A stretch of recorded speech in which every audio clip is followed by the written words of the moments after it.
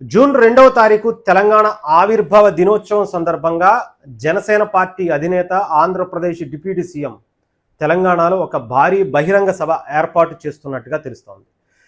మనందరికీ తెలుసు, రీసెంట్గా కొన్ని ఇష్యూస్ పవన్ కళ్యాణ్ గారిని తెలంగాణ వ్యతిరేకిగా చిత్రీకరించేటువంటి కుట్ర, కొంతమంది కావాలని లెఫ్టిస్ట్ భావజాలం కలిగినటువంటి వ్యక్తులందరూ కూడా పవన్ కళ్యాణ్ గారిని విభేదిస్తూ ఇష్టానుసారం బూతులు తిడుతున్నటువంటి పరిస్థితి మనందరికీ తెలిసిందే.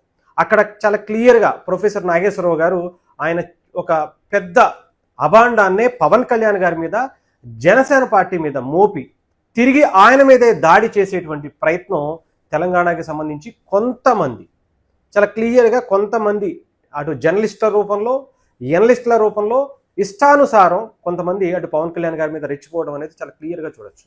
అక్కడ డ్యామేజ్ అంటే చెయ్యాలనేటువంటి కుట్ర పవన్ కళ్యాణ్ గారి మీద చేసి, జనసేన మీద చేసి, ఆయన్ని ఒక దుర్మార్గుడి కింద చిత్రీకరించేటువంటి ప్రయత్నం చేసి మళ్ళీ ఆయన మీదే ప్రతిదాడి చేస్తూ, ఆయన ఇంకా చాలా గౌరవంగా మేము ఎక్కడ అరెస్టులు చేయము, ఎవరు కూడా కేసులు కాదు, ఇంకొకటి కాదు, ఏవి పెట్టడానికి వీల్లేదని పవన్ కళ్యాణ్ గారు ఓపెన్ స్టేట్మెంట్ ఇచ్చారు. అయినా కూడా కావాలనే ప్రాంతాల మధ్య విభేదాలు సృష్టించేటువంటి పని కొంతమంది పనిగట్టుకుని వరుసగా ప్రెస్ మీట్లు పెట్టి మరీ ఇష్టానుసారం చెప్పులతో ఇంకొకటి తిడుతున్నటువంటి పరిస్థితి కనిపిస్తుంది. ఈ నాటకీయ పరిణామాల మధ్య పవన్ కళ్యాణ్ గారు తెలంగాణలో తెలంగాణ ఆవిర్భావ దినోత్సవం రోజు జరగబోయేటువంటి జన సైనికులందరితో ఆత్మీయ సమావేశం, ఒక బహిరంగ సభ కూడా అనుకుంటున్నారు.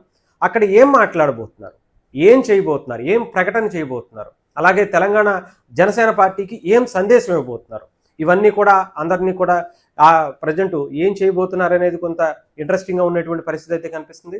అసలు ఈ మీటింగ్కి సంబంధించినటువంటి, అంటే గతంలో ఎప్పుడో అనుకున్నారు, ఈ వివాదానికన్నా ముందే ఆంధ్రప్రదేశ్లో కూడా పవన్ కళ్యాణ్ గారు సాధకులకు సంబంధించి, ఉద్యమీలకు సంబంధించి ఆత్మీయ సమావేశాలు ఏర్పరచుకుంటూ వస్తున్నటువంటి పరిస్థితి అందరికీ తెలిసిందే.